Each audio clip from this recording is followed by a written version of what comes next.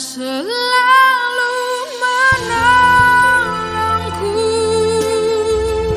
selalu menjagaku. Sehelai di rambutku tak akan terjatuh tanpa seizin-Mu. Tuhan selalu menolongku. Kita baca itu ayat ke-15. Sama-sama kita baca. 1, 2, 3 ya.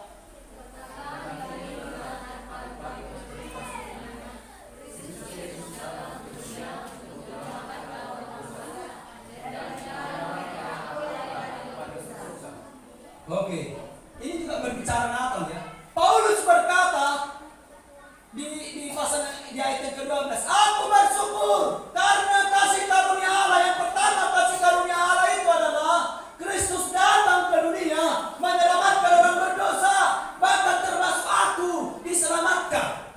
Kata Paulus, Bapak Ibu Saudara, kalau kita baca ayat yang ke-13, Paulus berkata, aku yang tadinya penghujat, penganiaya, benci kepada Allah, benci kepada pengikut Allah, bahkan benci kepada firman Allah. Tetapi sekarang Kristus Yesus datang ke dunia, menangkap, menyelamatkan manusia berdosa, termasuk aku diselamatkan. Bapak Ibu Saudara, Paulus, nanti saya jelaskan selanjutnya. Paulus dia adalah orang yang paling merasa berdosa. Makanya dikatakan di sini, di antara mereka akulah yang paling berdosa. Dalam perikop ini 2 kali disebutkan. Karena apa? Memang dia sadar kejahatannya itu luar biasa. Iya kan? Dia tidak percaya kepada Allah, tidak percaya sama benci. Ya kan? Benci kepada Allah, bukan hanya benci kepada Allah, juga benci kepada pengikut Kristus. Benci kepada Kristus, benci kepada pengikutnya. Kan kira-kira begitu, luar biasa. Tetapi Bapak Ibu Saudara, dia mengalami ketika dia menuju ke Damsyik, Kristus tangkap dia, selamatkan dia. Ditangkap, bukan yang dulunya penganiaya, penghujat, bukan hanya diubah berhenti penghujat, berhenti menganiaya, tetapi apa? Dia diselamatkan. Amin. Amin. Tahunya diselamatkan? Tahunya diselamatkan? Namanya tercatat di surga. Amin. Jadi kalau seandainya kita besok mati, kita masuk surga. Iya kan? Makanya Bapak Ibu Saudara, persoalannya kita nggak tahu nama siapa yang sedang tercatat di surga ini. Tapi Paulus menyadari Kristus datang untuk menyelamatkan Paulus, sehingga nama Paulus tercatat di surga. Kalaupun dia mati, namanya sudah tercatat di surga. Makanya Filipi 1:21 dikatakan, kalaupun aku hidup, itu adalah keuntungan. Itu hidup untuk memuliakan Tuhan. Tapi kalau mati, keuntungan karena bertemu dengan Yesus Kristus. Kita kalau mati kayak mana? Bertemunya kita dengan Kristus atau dengan artis-artis Hollywood? Iya kan? Hollywood yang seperti Michael Jackson, iya kan? Dan lain sebagainya. Orang itu masuk neraka kan? Kira-kira begitu ya. Oke. Jadi Bapak Ibu Saudara, poin yang pertama adalah kasih karunia Kristus menyelamatkan kita yang berdosa. Coba lanjut dulu. Ini kurang paham kita ini. Coba sama-sama dulu baca. Roma 5 ayat 12. Roma 5 ayat 12. Sama-sama kita baca. 1, 2, 3 ya.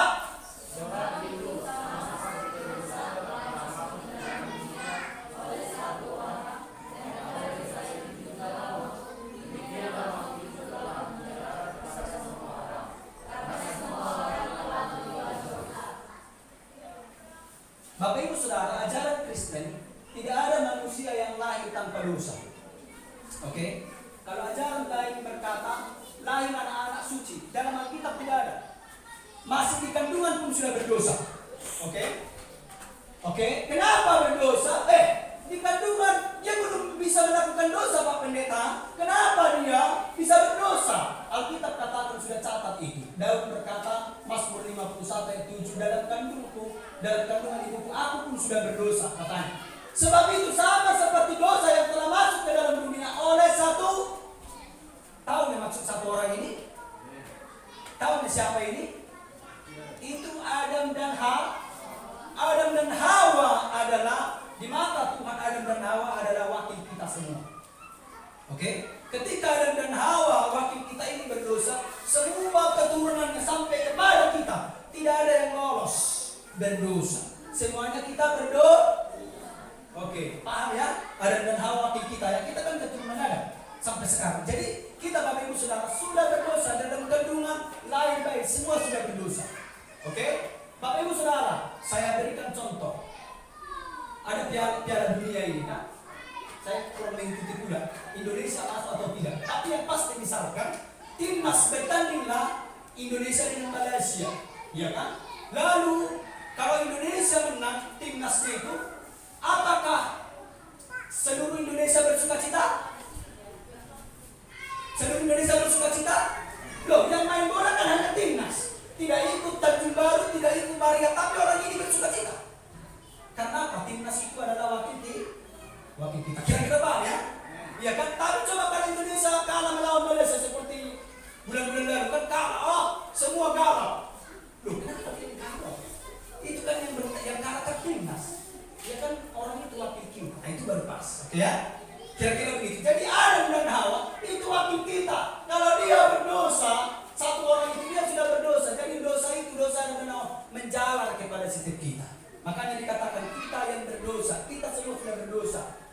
Kalau ada anak kita di kandungan pun berdosa. Semua orang berdosa. Amin. Makanya kita butuh Kristus. Kalau kita tidak berdosa, Kristus tidak perlu datang. Itu persoalan. Oke?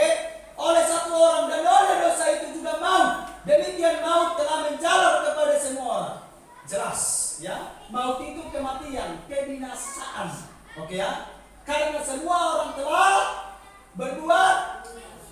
Coba mundur. Kristus Yesus datang ke dunia untuk menyelamatkan orang. Ini kasih karunia. Dengarkan baik-baik. Kasih karunia itu atau keselamatan itu berbicara kita yang tidak layak tetapi diberikan. Tahu kasih karunia itu maksud definisinya ya? Kita yang tidak layak tapi dikasih. Kira-kira begitu. Paham ya? Keselamatan itu, Bapak Ibu Saudara, kita kan tadi sudah dijelaskan, kita manusia berdoa. Kalau hari ini Kristus ngomong jelas di depan kita, ataupun saya katakan semua jemaat GPI sana sudah tercatat di surga. Kira-kira angkat tangan, siapa yang merasa pantas masuk surga? Angkat tangan. Enggak ada kan? Yang merasa pantas masuk surga. Hah? Siapa yang merasa pantas dan merasa layak tercatat namanya di surga? Hanya Pak Renisa. Iya kan? Hebat Pak Renisa itu kan? Jadi Bapak Ibu Saudara, satu pun di antara kita tidak ada yang pantas masuk surga. Tapi diberi itu kasih karunia. Amin. Amin. Amin. Kecuali saya bilang siapa yang percaya hari ini masuk surga, baru Bapak Ibu Saudara harus angkat tangan. Kalau tidak angkat tangan, nanti malam kita dijemput kita masuk neraka. Iya kan? Iya kan? Amin. Amin. Baru seperti yang dikatakan itu belum siap. Itu alasan nggak boleh. Makanya kita katakan siap sedialah.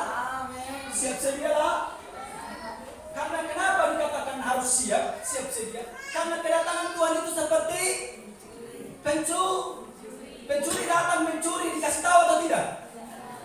Kalau dikasih tahu kita sudah siapkan apa? Tembak yang besar, apa? Kan? Jangan dulu dibuka pintu itu sudah mati pencuri. Kira-kira begitu. Paham ya maksud saya? Oke ya. Jadi Bapak Ibu Saudara, kasih karunia keselamatan itu berbicara kita yang tidak layak tetapi diberikan keselamatan itu. Paulus Bapak Ibu Saudara sebutkan dosa apa yang dilakukan Paulus begitu besar. Dia sadar aku tidak layak Tuhan. Aku membenci Engkau, bahkan membenci pengikutmu, bahkan kubunuh pengikutmu. Tapi dikatakan di sana di selanjutnya, kasih karuniamu yang melimpah Engkau berikan. Kau tangkap aku menuju Damsyik. Kau selamatkan aku, katakan. Tidak kasih karunia hebat ya? Hah? Amin. Keselamatan itu artinya Bapak Ibu Saudara hidup yang kekal yaitu masuk surga ya. Amin. Amin. Kira-kira paham? Keselamatan itu apa? Masuk surga. Nama kita tercatat di surga ya. Amin. Bapak Ibu Saudara setelah mati kemana? Angkat tangan. Setelah mati kemana? Hanya ada dua. Ke neraka dan ke surga. Tapi coba yang dulu. Tapi Alkitab jelas katakan upah dosa adalah tahu maut, kebinasaan.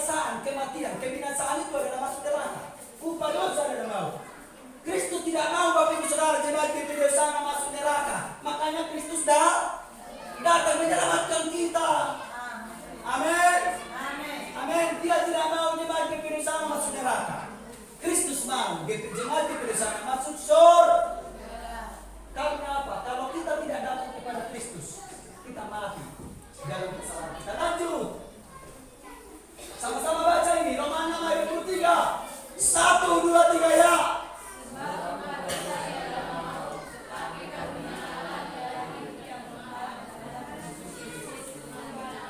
Sama-sama lagi baca sekali lagi. 1, 2, 3 ya.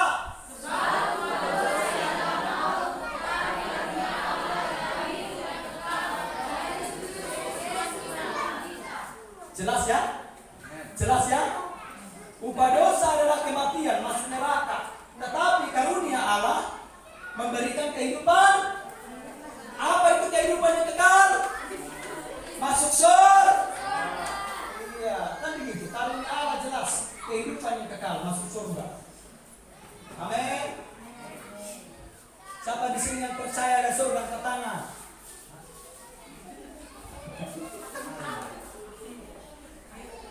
Siapa di sini yang percaya ada surga, angkat tangan. Yang percaya. Puji Tuhan, amin. Amin. Berarti kalau Bapak Ibu Saudara percaya masuk surga, kalau ada itu surga, berarti kita pasti masuk surga. Siapa di sini yang percaya ada neraka, angkat tangan. Yang percaya ada neraka, angkat tangan. Yang percaya. Siapa di sini yang mau masuk neraka, angkat tangan. Enggak ada. Berarti datang kepada Kristus. Bapak Ibu Saudara, tanpa kita angkat tangan mau masuk neraka, kita sudah pasti masuk neraka. Karena jelas upah dosa adalah mau. Tapi Kristus datang hari ini. Kan yang datang. Kristus datang, terima dalam hatimu supaya apa? Kita dipindahkan dari neraka menuju. Kan jelas di situ dikatakan. Kan Paulus yang Bapak Ibu Saudara, dibandingkan kejahatan Paulus daripada kejahatan Bapak Ibu Saudara, gak ada apanya, gak ada imbangnya. Kalau Paulus 10, kita itu masih sama. Ya kan? Nanti saya jelaskan apa dosa Paulus yang terbesar. Kan? Tapi Bapak Ibu Saudara, yang dosa besar begitu pun bisa dipindahkan Kristus dari neraka ke surga. Amin. Kasih karunia Kristus cukup menyelamatkan kita atau memindahkan kita dari neraka ke surga. Ya, pertolongan Tuhan cukup. Pertolongan kita dan manusia yang mendorong sesama kita terbatas. Pertolongan Tuhan tidak. Amin. Jelas ya? Jadi kasih karunia Tuhan Kristus jelas memberikan kehidupan yang kekal atau menyelamatkan kita, memindahkan dari neraka menuju ke surga. Karena memang kalau Kristus tidak datang jelas, kita kan manusia berdosa. Upah dosa adalah maut.